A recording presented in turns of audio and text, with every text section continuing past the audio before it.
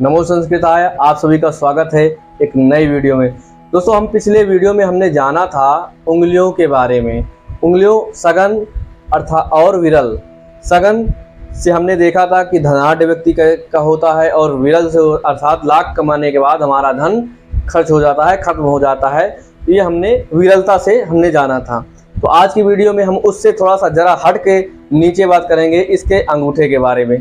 तो अंगूठे के बारे में हम प्राय स्टार्ट करने से पहले हम आपको बता दें कि हमारे चैनल पर अगर नए हैं तो सब्सक्राइब कर लें, अगर कहीं और से देख रहे हैं तो फॉलो कर लें, वीडियो को लाइक ज़रूर कर दीजिएगा। तो अब आज हम बात करेंगे 3 टॉपिक के बारे में। अंगूठा, कौन सा अंगूठा सौभाग्यशाली होता है और कौन सा अंगूठा हमारे लिए अनलकी दुर्भाग्यशाली साबित होता है।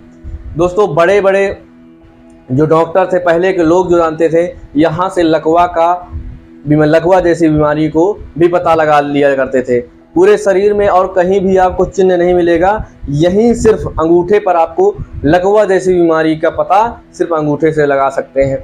यहाँ से अगर यहाँ समय रहते अगर आपने ऑपरेशन करा दिया तो आपको लकवा जैसी बीमारी कभी भी नहीं होगी, स्नायु तंत्र संबंधी बीमारी कभी नहीं होगी। तो और दूसरी हमारा टॉपिक है अंगूठे पर यव चिन्ह और यव माला होना। अंगूठे पर यव चिन्ह अगर आपके है या यव माला है तो क्या होगा, उसका भी परिणाम हम इसी वीडियो में देखेंगे। और अगर आपका अंगूठा पीछे की ओर झुका है या आगे की ओर झुका है तो क्या होगा, ये सब हम लेकर चलते हैं। लेकिन अपने वीडियो की तरफ प्रारंभ करते हैं। दोस्तों, हम सबसे पहले ये समझते हैं कि अंगूठा को हम कितने भागों में, 4 भागों में विभाजित कर दिया देखने के तरीके में। देखिए दोस्तों, 4 भागों में क्या है। सबसे पहले हमारा अत्यंत छोटा अंगूठा होता है। अत्यंत छोटा आप जानते होंगे, अगर ये तीसरे पर्व तक किसी का अंगूठा अगर तीसरे पर्वे तक यहाँ तक आता है तो आप उसको अत्यंत छोटा अंगूठा बोलेंगे। अत्यंत छोटा अंगूठा जो होगा व्यक्ति, वो क्या होगा, धन का नाश करने वाला होगा, कुटिल बुद्धि, यहाँ तक वो लोग हत्यारे मिजाजी के, मतलब खूनी कत्ल करने वाले मिजाजी के लोग भी पाए जाते हैं। अगर उससे थोड़ा सा ऊपर, यहाँ से आप देख रहे हैं कि अगर इससे थोड़ा सा ऊपर यहाँ तक आ जाता है तो वो अंगूठा छोटा अंगूठा में आ जाएगा, अर्थात छोटा अंगूठा। इसमें सभी दुर्गुणों की जो कमी होगी उसमें थोड़ा सा कमी आ जाएगी, बाकी वही फल सेम रहेगा। ठीक है, जैसे कि अब ये लोग थोड़ा सा समझदार होंगे, थोड़ा सा बुद्धि लगाएंगे, गंवार टाइप नहीं रहेंगे, थोड़ा सा समझने वाले होंगे। उससे अगर तीसरे पर्वे से यहाँ से थोड़ा सा हल्का ऊपर इसके मध्य आ जाता है, अगर तीसरे पर्व के बीचों बीच मध्य में अंगूठा आप ऐसे ऐसे करके नापेंगे, अगर तीनों के बीचों बीच मध्य आ जाए, आप देखिए आपका कैसा अंगूठा है, पहले आप देख लीजिए। अगर आपका तीनों ये पर्व तीसरा पर्व के मध्य आ रहा है तो आप लकी हैं, आपका आदर्श अंगूठा के श्रेणी में आता है।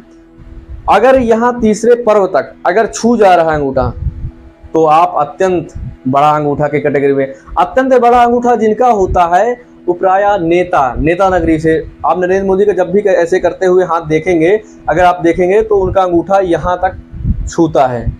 तो जो वो जिनका अंगूठा यहाँ छूता है वो लोग अक्सर धनाढ्य तो होंगे ही, और इसके बाद सुखों का उपभोग करने वालों में से होते हैं। आदर्श अंगूठा जिनका होगा वो समझदार व्यक्ति होंगे, समझने वाले में कुशाग्र होगा इनकी बुद्धि।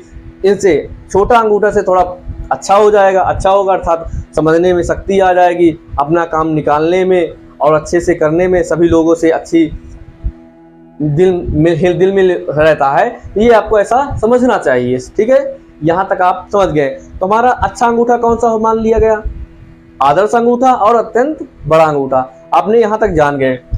और कहता क्या है, वही नारद पुराण के संहिता में बोलता है कि जिनका अंगूठा गोलाई लिए हो, इसमें कंडीशन यही है कि गोलाई लिए हो, रूखा ना हो, मांस युक्त हो, और ये जो पर्व हैं ये दोनों बराबर हो, तब वो और अच्छा फल देने वालों में से एक होता है। तो हमारा सौभाग्यशाली अंगूठा में हमें ऐसे समझना चाहिए। इसी वीडियो में हम समझते हैं यव चिन्ह के बारे में। यव चिन्ह एक बड़े शास्त्राकार नारद संहिता में हमने पढ़ा था, आमस्य कुतो विद्या आयवस्य कुतो धनम। ये कोटेट है, आप उसको लिख लीजिए, नारद संहिता में नारद पुराण लिखा है, नारद जी के द्वारा है। तो वो कहते हैं आमस्य कुतो विद्या, जिसके हाथ में मछली का ऐसे करके मछली बनी रहती है, यहाँ पर और यहाँ पर भी देखी जाती है। अगर यहाँ पर मछली नहीं बनी है वो चाहे लाख कोशिश कर ले पर उसको विद्या ग्रहण नहीं होगा, मूर्ख सट के सटता रह जाएगा चाहे जितना कोशिश करेगा। तो आमस्य कुतो विद्या, जिसके हाथ में मछली का चिन्ह नहीं है वो विद्या कैसे ग्रहण कर सकता है। आयवस्य कुतो धनम, जिसके हाथ में यव का चिन्ह नहीं है वो कैसे अपना धन कमा सकता है। यव का अर्थात समझते हैं गेहूं।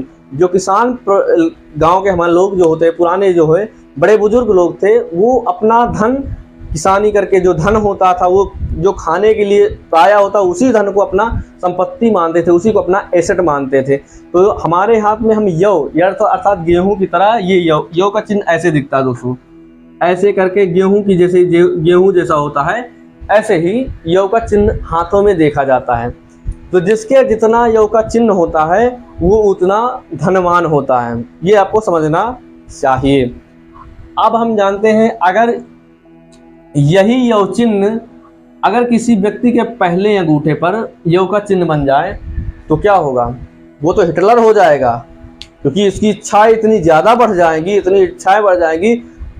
इसमें से आप ये तो जान गए हैं कि पहले पर्व से इच्छा शक्ति, दूसरे पर्व से तर्क शक्ति। तो अगर पहले पर्व पर बन गया तो वो तानाशाही करेगा, ठीक है दोस्तों, और दूसरे पर्व पर अगर बढ़ गया तो वो तर्क करने वाला होगा, बहुत अच्छा तर्क तार्किक होगा, बहुत अपने बातों से दूसरे को प्रसन्न कर देने वाला। जैसे डिबेटिंग में आप आजकल देखते होंगे बहुत अच्छा तर्क करने वाले, इस समय बहुत सुब्रमण्यम स्वामी जो हैं बहुत अच्छा तर्क देते हैं।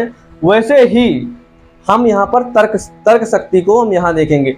जो भी पर्व बड़ा होगा, अगर ये पहला पर्व बड़ा हो जा रहा है, ये पहला पर्व बड़ा हो जा रहा है तो उसकी क्या बढ़ जाएगी, इच्छाएं बढ़ जाएंगी। वो इच्छा ही इच्छा करेगा कि मुझे ये चाहिए, ये चाहिए, ये चाहिए।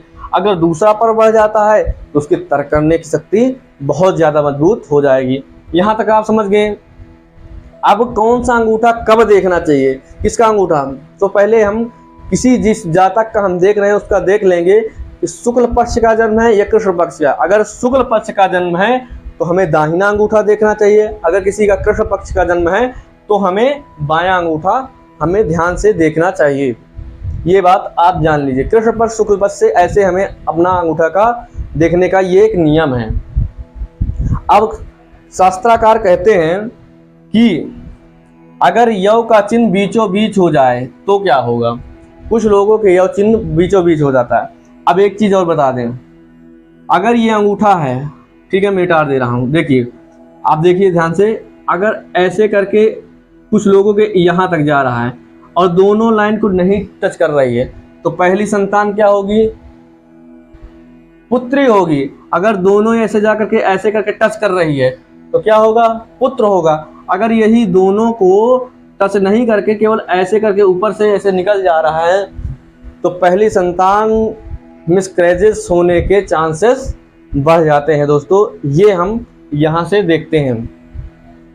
अब दोस्तों अगर बीचों बीच अंगूठे पर अगर पर्व बन जाता है, पर्व पर यव का चिन्ह बनता है तो व्यक्ति धनाढ़ होते हैं। क्या होते हैं, धनाढ़ होते हैं और भाग्यशाली भी मानना चाहिए। इनका भाग्य बहुत ज़्यादा साथ देता है। जब भी ये कोई कार्य करेंगे बीचों बीच तो इनका भाग्य अक्सर इनका साथ दे जाता है और भाग्य के द्वारा अपना कार्य ये कर डालते हैं।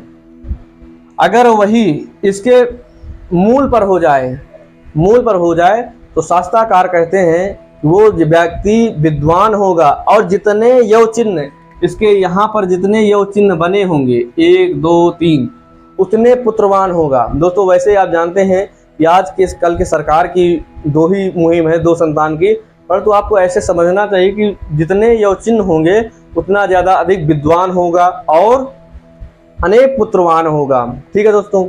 अब आप एक चीज़ और समझिए, जिनके हाथ के अंगूठे के मूल में ऐसे ही करके ऐसे करके ऐसे करके ऐसे करके 1 2 ये तीसरा, अगर ऐसे करके 3 यव चिन्ह बन जाए, 3 यव चिन्ह माला चारों फिर तरफ घूम करके यव माला बन जाए वो लोग दोस्तों राजा होगा या तो निश्चित राजा का मंत्री होगा। यहाँ आप समझ गए। अगर 3 यव माला बन रहे हैं ऐसे ही करके चारों ओर तरफ से घूम करके तो आप कहिए आप राजा का या तो वो राजा होगा स्वयं, आजकल के समझते हैं, या तो मुख्यमंत्री होगा या तो मुख्यमंत्री का पीए होगा, पर निश्चित बड़ा ही पद होगा। अगर वही दो यव चिन्ह हो जाए एक चिन्ह चीज, दो या चिन्ह माला हो जाए तो अब पीए नहीं होगा ना, राजा होगा। वो राजा सरकार द्वारा पूजित होगा, वो पूज्यवान होगा, अर्थात विद्वान। जो पूज्यवान होगा वो निश्चित ही विद्वान होगा, इसमें कोई संशय नहीं है। वो निश्चित विद्वान होने की उसकी संभावनाएं होती हैं। अगर एक यवमाला बन जाए, दोनों चले जाएं, तब क्या होगा? तब वही होगा जो मंजूर खुदा होगा, तब वो धनाढ्य होगा। क्या होगा? धनाढ्य होगा और धनवान होगा। ठीक है दोस्तों, अब आप जानते हैं स्त्रियों के करपृष्ठ के बारे में, अब स्त्रियों का अंगूठे के बारे में हम यहाँ पे समझ लेते हैं। आपने यहाँ तो जान गए कि अंगूठा से ही पहला इच्छा शक्ति, दूसरा तर्क शक्ति। लिख दे रहा हूँ, आप समझ लीजिएगा, लिख लीजिएगा। जिनको लिखना हो लिख लेंगे और जिनको नहीं लिखना है वो अपना याद रखेंगे, जिनको जैसे समझना है वो समझें। तर्क शक्ति, ठीक है, के बारे में जान लेते हैं दोस्तों। स्त्रियों में शास्त्रों में लिखा है कि अगर स्त्रियों का हाथ गोलाई लिए हो और सीधा अंगूठा शुभ माना जाता है। और दोस्तों वहीं देख लिया जाए, अगर उनके अंगूठे पर यव का चिन्ह है और उंगलियों पर भी यव का चिन्ह है तो वो सौभाग्यशालिनी होगी और धन धान्य से परिपूर्ण और स्वाभिमानी होगी।